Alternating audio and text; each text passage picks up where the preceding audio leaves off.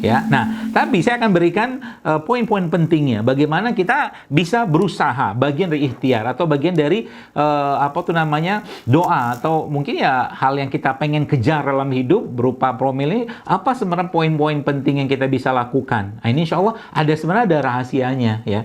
Alhamdulillah saya dalam perjalanan saya berkecimpung lah di dunia Tibu Nabawi ya, atau mungkin sekarang kita membahasakannya jurus ya Rasulullah seperti ini ya. Itu ya saya mencoba merangkum itu maksudnya hal-hal yang berhubungan dengan apa yang saya pelajari ya. Kemudian di dunia kedokteran, kemudian saya mencoba menghubungkan lagi dengan apa yang saya pelajari di dunia non kedokteran gitu kan, dunia katakanlah tradisional lah misalkan seperti itu yang kalau boleh disebut, bukan katakanlah di dunia sana sebutnya non tradisional seperti itu ya. Dan ternyata hasilnya tuh masya Allah sekalian.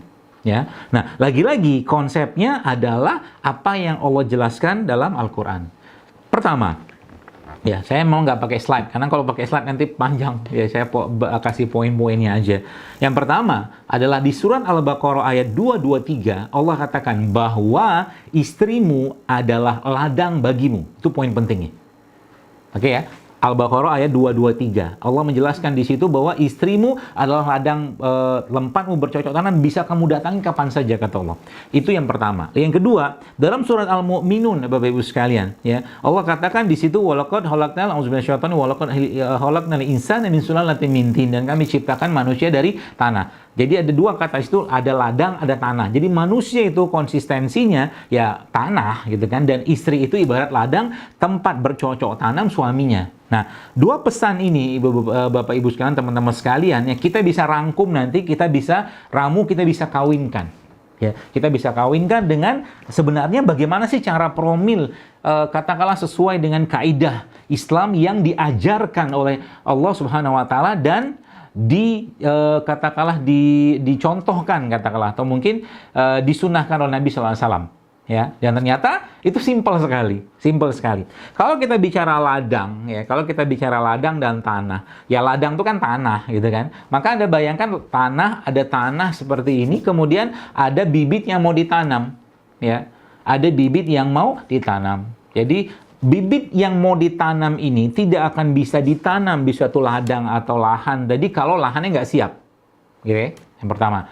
Yang kedua, bibitnya pun kalau bibitnya nggak bagus nggak bisa tumbuh di sini, gitu ya. Jadi baik itu bibitnya, baik itu baik itu bibit, baik itu ladangnya, dan yang menanamnya.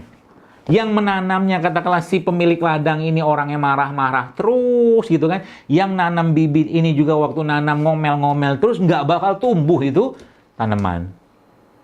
Ya.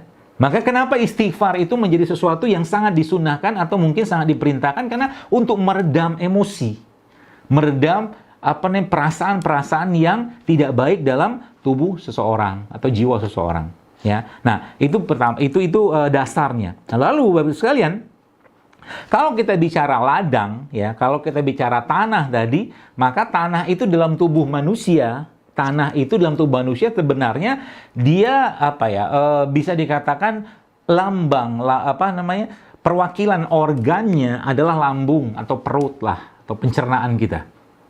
Ya, jadi ladang itu pencernaan atau perut kita. Gitu loh, atau lambung kita lah, karena seperti itu. Ya.